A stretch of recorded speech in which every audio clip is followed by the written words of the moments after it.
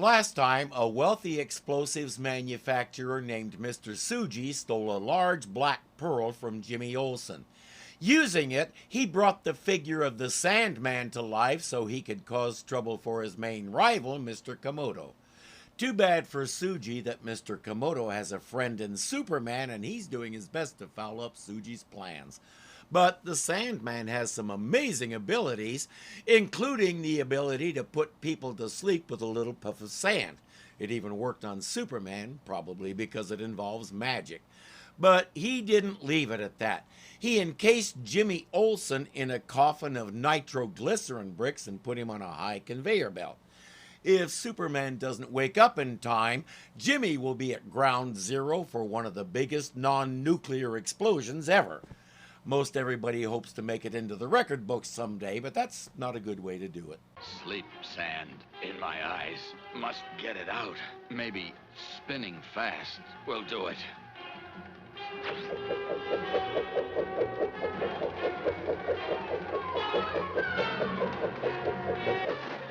It worked. Now to get Jimmy. Great Scott, it's fallen in. Correct. Gravity is still a thing on this planet. Superman catches it and gently lowers it to the ground. Now the question is how to get Jimmy out of there. Let's see. Nitro is soluble in ether. Lots of that in Suji's factory. Away!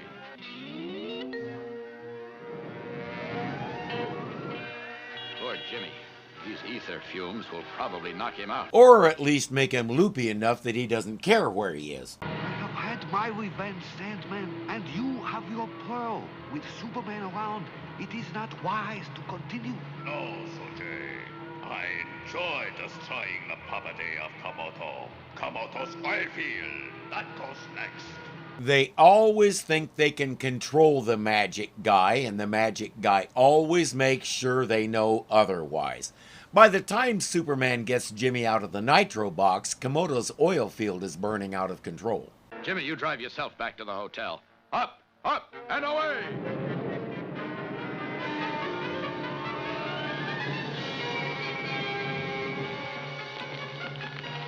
Ready.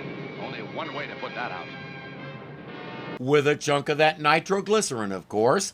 Using an explosion to snuff out a big oil fire is a real technique, but I don't know how often it's used, and I don't know how often they use pure nitroglycerin. I hope not at all, but a lot depends on whether Red Air was available or not. It's a good thing those houses are made of explosion-proof materials. Jeepers, Sandman and Suji. Oh, stop. Who are you?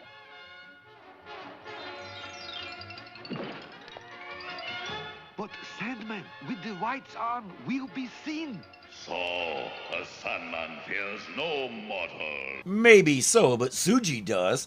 Komodo is building the world's largest diesel engine in here. We will test it tomorrow. It will be tested tonight. Oh, Suji, and... And you, Komodo-san, will get a first-hand look at your engine from inside.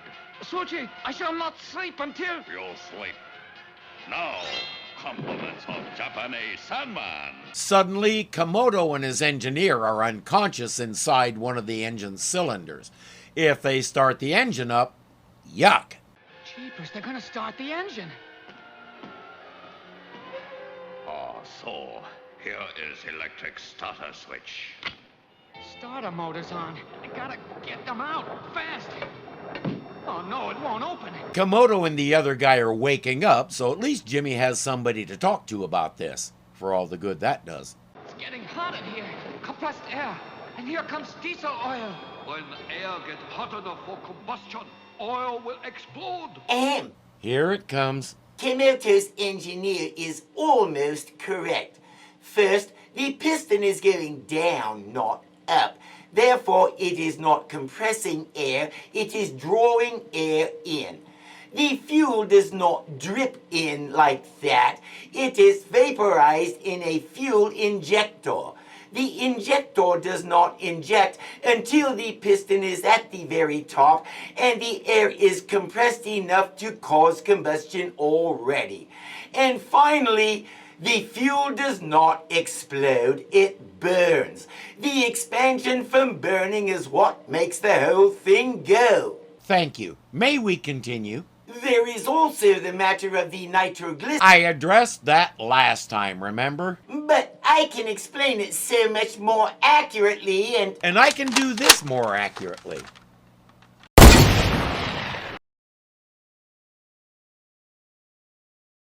I trust I've made my point. Jimmy eventually remembers his signal watch, and Superman gets them out of there. Where you're going, Suji, there'll be no exit for a long, long time. They say to catch mouse like Suji, Superman. Stay away from me, or I will put you to sleep like baby. That may not be so easy to do this time, Sandy boy. You close your eyes. Yep, and he can track you with his super hearing, so you've got a problem. Next time you need to bring some sand that works on ears, too. Great Scott. Again, he left Jimmy's black pearl. Jimmy sold the pearl for enough to buy the Daily Planet. But we know he's one of the nicest kids in the world, so he graciously let Perry White keep running things. He did stipulate that he's allowed to call Perry Chief anytime he wants to. You may have won for now, Superman, but you have not seen the last of the Japanese Sandman. Actually, he has. That's the end of the series. Superman handed that jar off to a local artist who turned it into a sand sculpture. It's on display at the Metropolis Museum of Art. A typhoon. Good. That should do the trick. Now, Sandman, you're free to go. I assume he made sure there weren't any oysters with black pearls nearby. Time for Clark and Jimmy to go home. Airport's just up ahead, Jim. We'll be in Metropolis tomorrow. Why, Mr. Kent, what a terrific story I'm gonna write. Cub reporter captures Saboteur and Japanese Sandman single-handed. Yeah, almost. You mean with just a little help from Superman, right? Well, who were you winking at, Mr. Kent? Oh, nobody really, Jimmy. I just got a speck of sand in my eye. Oh, that can be very annoying. And at the end, we get a little meta and poke fun at ourselves. I love it. This was a pretty good series. It's tailored to the target audience in terms of story, the way things are explained. I like it. Our voice actors were good, and the animation is basic filmation. They had a style all their own, and Saturday morning viewers responded to it. Early on, some of the enemies like the lava things and the walking flames were kind of but it got better as it went along. Lots of aliens, but that was standard fare for a superhero show at the time. When your hero is as powerful as Superman is, it's not easy to keep finding genuine challenges for him. That's why Lois and Jimmy being in trouble became a trope in most every Superman version. All 3 seasons are available on DVD, and if you like this series, I encourage you to pick them up and enjoy them. I'll probably watch the show again just for fun. I never matured beyond about 16, so I do enjoy my cartoons. Thank you for going on this journey with us. I hope you enjoyed it as much as we did. I'll be taking a couple of weeks off, and then we'll be back for another series featuring Superman. What is it? Well, let's put it this way. It's probably my most requested show. Stay tuned. Hey friends, if you enjoyed the video, please click the thumbs up button and let me and YouTube know it. If you're not subscribed yet, you know what to do.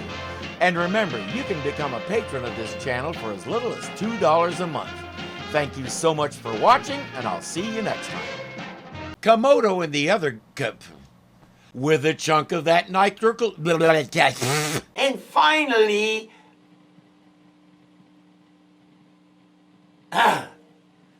finally, I forgot the line.